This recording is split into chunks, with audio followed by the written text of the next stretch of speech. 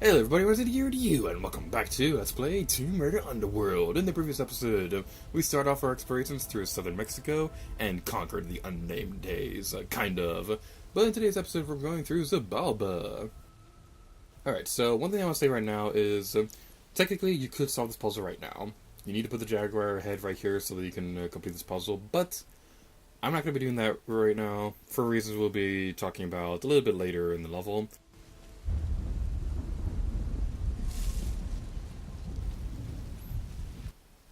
Alright, sorry for that sudden pause right there. I was looking over my notes real quick, but let's go all spinning over here and go this way. Whee! We're going faster than Sonic the Hedgehog. Seriously, why does Sonic the Hedgehog need a car in the racing games?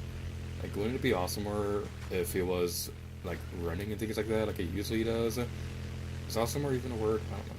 But, what I do know is our first reward for this level is over here. So, if you're going for 100%, you're going to want to get 28 levels, 28 rewards before you get off this video level thingy. Next area you want to go to is over here. Just looking over my notes real quick. There are 4 rewards in this area that we're going to go grab real quick. And I have a fun story about this place that I've been wanting to share for a very long time. My practice playthrough of Tomb Raider Underworld was happening around the same time that we were setting up the game channel. And James and I were starting to record Captain Toad Transit Tracker. So after we did like a really long recording session where we did a couple levels at one, where we did a couple videos in a single recording session, we decided to call it quits for that night, and we were just talking for a little while. So I decided to boot up my game and start practicing for Tomb Raider Underworld. And when I was looking for the rewards in this area, I called them gems. The collectible in Captain Toad Transit Tracker is gems. So at that point, James was accusing me for like half an hour of me cheating and continuing my recording. So I know he was joking and all, but that's just something that I always think of whenever I come to this area, and it's just always really fun. I'm wrong, there are 5 collectibles in this area. Well, my mistake. So what you want to do is you want to go back up here, and we don't need the flashlight anymore. We're going to go back over towards the motorcycle and continue on our merry way through our path of glory and spinning on staircases. I can't imagine how difficult that would be in real life. Alright, so the controls for the motorcycle, how they work is, which button is it? Oh, the RT button on the Xbox 360 controller. Use that button to accelerate, and the LT button or the B button to brake. And the really interesting thing is, because the Xbox 360 controllers are analog, the trigger for them were analog, I should say, and I didn't actually know this for the longest time, until somebody pointed it out to me. So, look at this other board right here, I'm trying to find out, remember exactly where it is.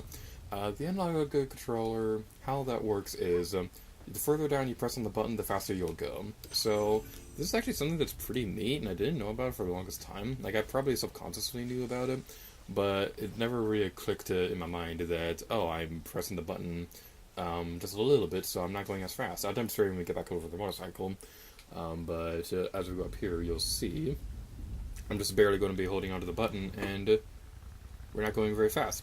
But hold on all the way, and whee! That's always really fun, except crashing. Crashing is not fun. I always want to see if it's possible to go fast enough to go off this hill right here, and get the motorcycle up into this area right here. Oh, there's the panther I was looking for. Let's take a view. You know what? Sticky bomb.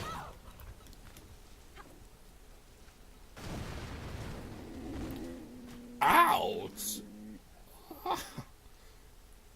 Man, that looks painful. I'm so sorry about that, T'Challa. I love the Black Panther movie. I'm so sorry. Well, it looks like Lara Croft is the new ruler of Wakanda. I'm sorry, I'm stupid. Let's go over here. There are 2 more wards coming up into this next area. So, without further ado, we'll be dealing with a lot of enemies coming up here, so we gotta be careful. While we go over this area, let's probably talk about some console differences between this and the Wii version, because we haven't talked about that at all. And the reason for that is because I believe the stone temple that we saw in the previous level, that's not in the Wii version at all. In fact, I believe this entire southern Mexico portion is very different in the Wii version. We'll talk more about that in the next episode, but one thing that I really want to mention is that panther going after that guy? Oh, I didn't know that I didn't know those guys and the panthers could attack each other. That's interesting. What was I saying?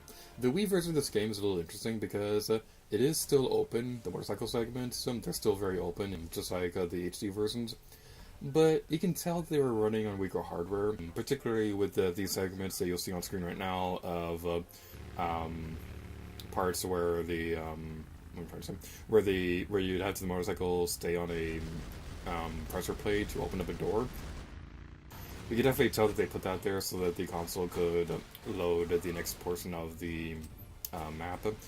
Now, that isn't necessarily a problem with the Wii, because the Wii, as you may know, can load Xilbalba Chronicles, so you may be wondering why it can't run a motorcycle segment from this game. Keep in mind that the Wii version and PS2 versions are pretty much identical, so they're actually running off PlayStation 2 limitations rather than Wii limitations. So that's something that that's kind of a downgrade with the Wii version, but it's a little bit expected. I probably could have worded that entire segment right there much better, but I'm not the best at speaking. Okay, looking at my notes real quick, there's another reward over here, and who'd have guessed? It's inside a jar. Let's go grab it. Alright, so what we want to do next is we're going to want to grab this pole right here and climb this way. There's probably a couple ways that you could solve this area. There is another pole down there at the bottom of the steps, so you can go grab if you want as well. Wait, I see something off in the distance. I see something that I keep forgetting when I practice for this level, and I must grab it before I forget again, like the lame person I am. Can we wall jump this? We can! I didn't know that. That's pretty neat. I always forget this gem whenever I'm coming through this level. We shouldn't have swan dive right there. The pole that I was talking about a moment ago is at the bottom of the steps, like I said, but what we want to do is want to climb up here and jump. And I just love this area so much. I don't know why this particular climbing segment, I don't know why I like this one so much, but it's just so satisfying going through this one in particular. It's just one of those things that always sticks out to me whenever I replay through this game. And a detail that I really like, and I'm really surprised they keep this in the Wii version, is the rain effect. The rain effect in this game is so gorgeous, and what's really cool about it is, if you're inside an interior area, we'll see this when we get inside the temple, but when you're inside an interior area, you can still see it raining outside, but it's not raining in there. It's not like a 2D layer over the screen or anything like that, like most games do. And the really cool thing is, like I said a moment ago, this is still true on the Wii version. So that's just really awesome. Alright, so we got that one. Is there anything in here? Nope. Anything over here? Nope. Okay, let's go over here. I said let's climb on the thing.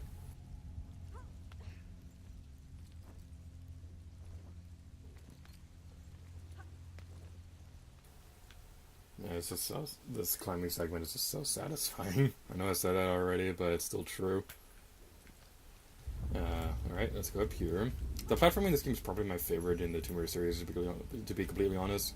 Technically speaking, the more recent games, 2013, Rise and Shadow, they expand upon what's introduced in this game. So you could argue that the climbing in that game is better. But I just really like how it feels in this game. So what we want to do is use a grappling hook to come down here. And go this way. There's a couple of wards that we're going to want to look for in this area. Like this one right here.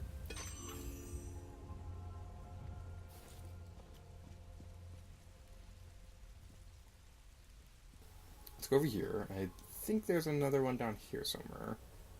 No, it might be something else. Okay, one thing I want to talk about right now is the camera in this game.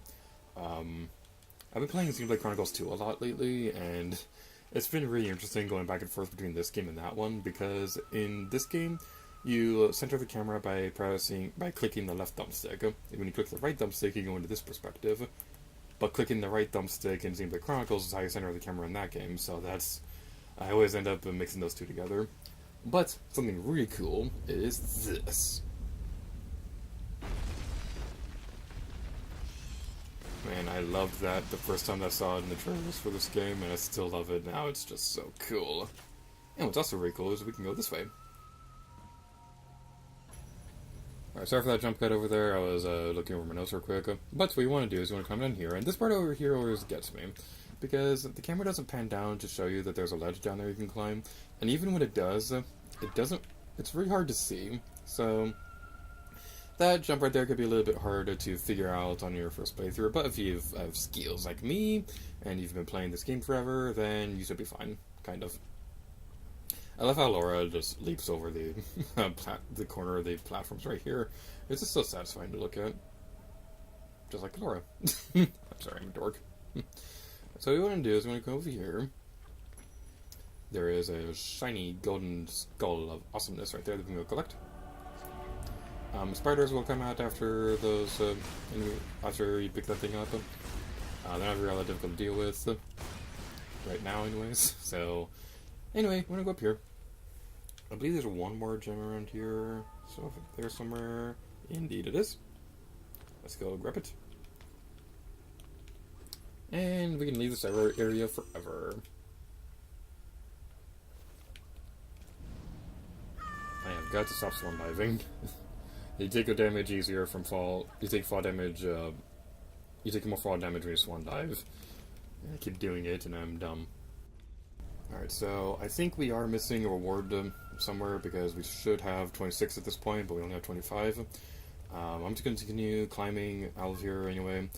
Like nothing is happening because I think that the reward that we're missing, we're going to be backtracking to where it's located anyway, so it's not like it's going to be that big of a problem. But just keep in mind, at this point, you should have 26 rewards if you're going for 100%. So let's continue on this way. And continue over here. I'm the best at commentating, am I? It's a little bit hard to think of new things to say when you're doing the same climbing over and over again. So I do apologize for that. But what I will not apologize for is changing topics and talking about something else. Because very recently at a Zelda concert, Aizu Numa had teased that Skyward Sword may or may not be coming to Nintendo Switch. And I just have a lot of things to say about that. So while we're coming out of this area, I'm just going to talk about my thoughts on that. I really hope that's true, because I love Skyward Sword, and I'd love to see it ported over to Nintendo Switch, because they could take this time to fix a lot of the problems the game's had, and they could do, like, HD Rumble for the Joy-Cons, and even do, like, a left-handed mode, which is something that I really don't understand why they didn't do with the first one. But with the Joy-Cons, both of the Joy-Cons are basically, like, Wiimote Plus controllers and things like that, so there's really no reason why you wouldn't have there's really no reason why you wouldn't have a left-handed mode. I'm not personally left-handed myself, I'm just saying that was a big problem that I saw a lot of people have with the game. But I would still really like to see Skyward Sword HD on Switch. I'd also like to see Mother 3 on Switch and every Tomb Raider ever on there. But time will tell if that'll happen. Hopefully it'll happen. But anyway, I want to go over here. That jump right there could be a little bit buggy because sometimes it will work, other times it won't. Thankfully it did work right there, so that it looked like I did on my first try. Because I did do it on my first try. Is this the gem that we missed? No, it was just a jar. Okay. I'm going to look around this area for a little bit, and I'll jump cut over towards where the secret objective is. I'm saying that as if this kept a treasure tracker.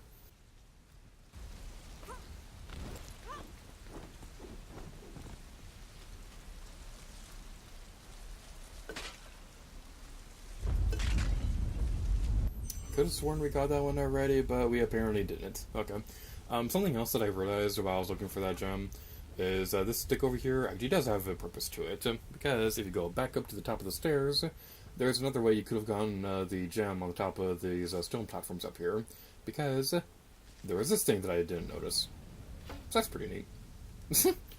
So yeah, you can definitely check that out if you want. And my microphone's falling asleep because I've been doing a half-hour recording session, and my microphone falls asleep if it's not being used for 30 minutes. Which is weird, because I'm using it. But anyway, there's another drawer over here that I want to destroy because it's been looking at me funny. Aha. They're all destroyed. Now let's check to see how many rewards we got. 26. Okie dokie, we are good to go. So, at this point, my notes are saying that this is the point of no return. I'm not entirely sure why it's saying that at this point, because I'm pretty sure you can't backtrack to any of these collectibles to get any that you missed at any point. I may be wrong about that, so I'm going to do a little bit more research on that and put a caption on screen here. It's a very fascinating caption indeed, unless there's no caption, in which case I look like a moron. Alright, so there is technically a point of no return with this area, but I'm not going to be talking about it right now.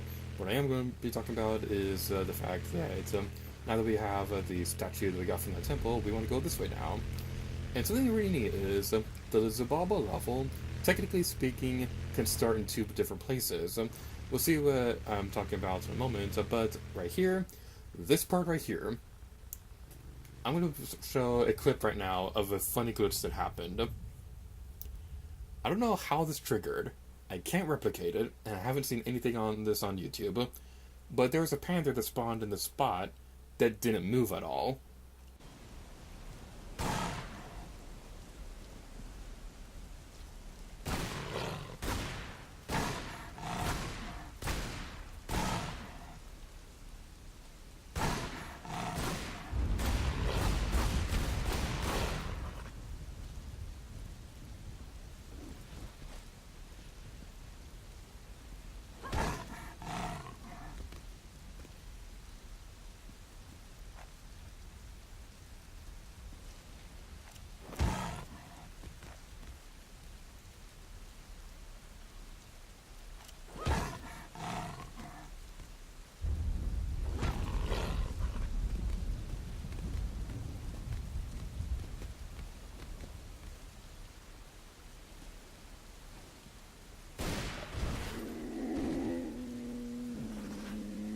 I don't know why that happened, but it's just really funny, and I'm really glad they have footage of it, because this happened when I was recording a test layout for my videos.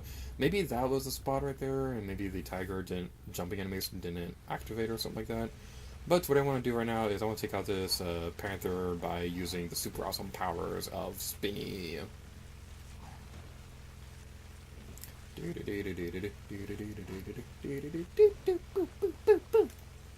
That was a lot easier than I thought. A problem they have with the motorcycle controls is you can use your weapons on it, but it's not nearly as useful as it is in Doom Mirror Legend. We can try to get the guys out here, but the problem I have is the usual controls for firing your weapons is RT, but for whatever reason they changed it to RB. It's just a little weird.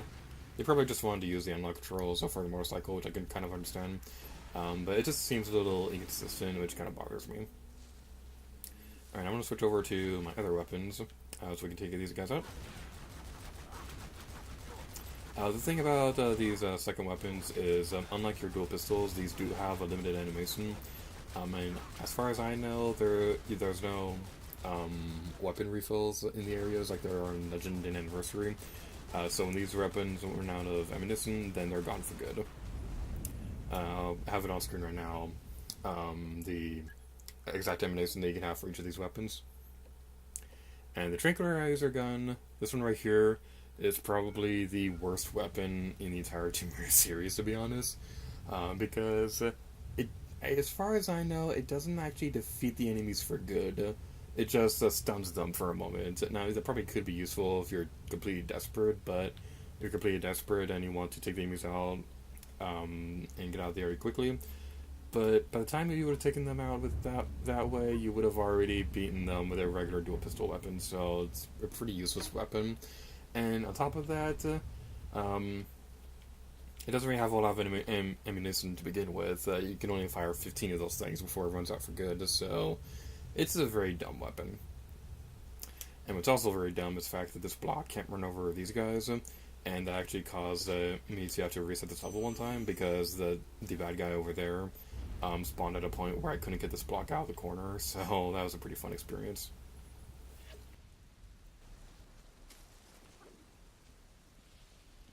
Ready for jump cuts. Alright, so yeah, this is going to be a really fun video to edit. So what we want to do is we want to swing on the thingy and jump. So technically speaking, if you never triggered the cutscene over there, when you walked over to the first calendar puzzle, there is an alternate version of the beginning of Xilbalba's level. Instead of the level starting over there, it will start over here instead. So this is like a very rare instance where a level in the Tomb Raider series can actually start in a completely separate place than it's supposed to. But something else that's pretty neat is, well, actually, this isn't neat at all. I don't know why I started a sentence like that. But if you do start the cutscene that way, it's very possible. It's very likely you're going to trigger a game-breaking glitch we're going to be talking about in the next episode. So you don't want to do that. That's not bad. Bad. It's very bad. No touchy. What you want to do with this puzzle is you want to move these rings around so that we can trigger the unnamed days on the Mayan calendar by basically lining up these little red spots right here. Use the outer ring to separate the smaller one from everything else, so you can move it independently. Line it up with the other red markings on the calendar, and then move the giant circle back into position.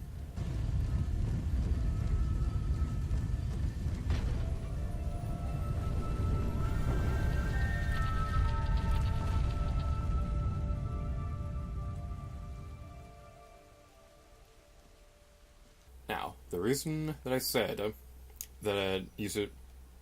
Wait, should there be a gem around here? There it is. I thought it was a bit closer to the hole over there. But no, that's the last one in this level. Thank goodness, because oh my god, that took so long to prepare. I played through this level so many times to make sure that I could get all those gems. I did miss a couple on a couple of cases, but we still got them all, and I'm super happy! Yay!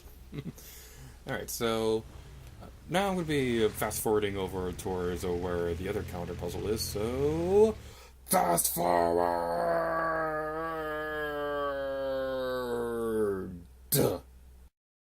So while we solve this puzzle, one thing I'd like to say is the big reason I was dreading the Unnamed Days level in particular is because my first playthrough, the very first time that I played through this game, the walkthroughs I was looking at didn't really make it clear that the statue heads were found in the previous level, and it never really occurred to me to go back into the previous one to reset the puzzle. Fast forward! Duh.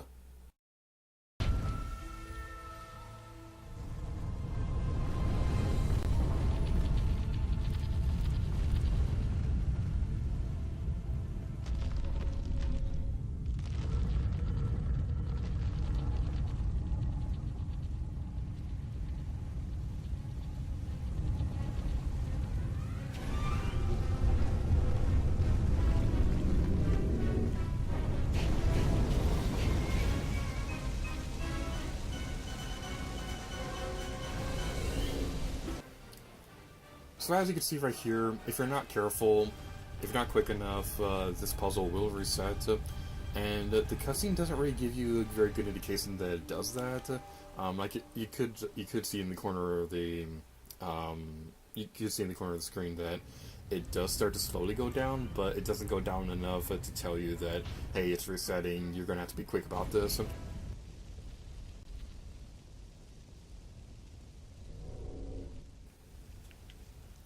So, we're going to be going over here, and there are some panthers in this area that you want to avoid because they want to eat Laura's beautiful face.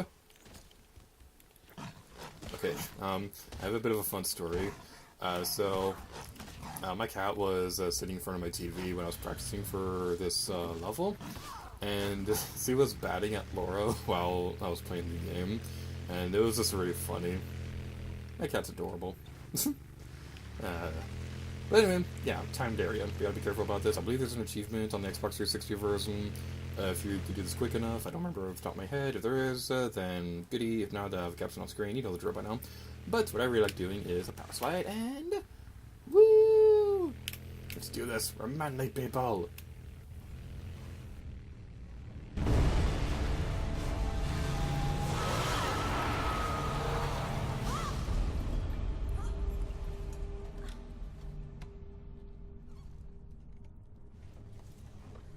Mayan hieroglyphs.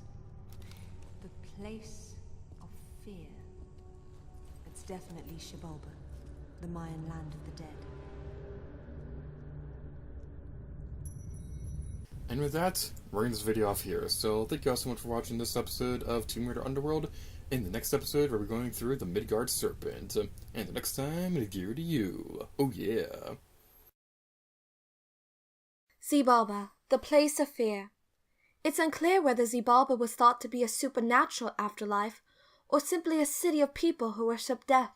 Commonly believed to have been in Guatemala, it appears Xilbalba is farther to the northwest than previously thought. If the pattern of Thor's artifacts giving rise to local underworld myths holds, then I might find things akin to the thrall tigers my father brought back from Bogavati, Thailand.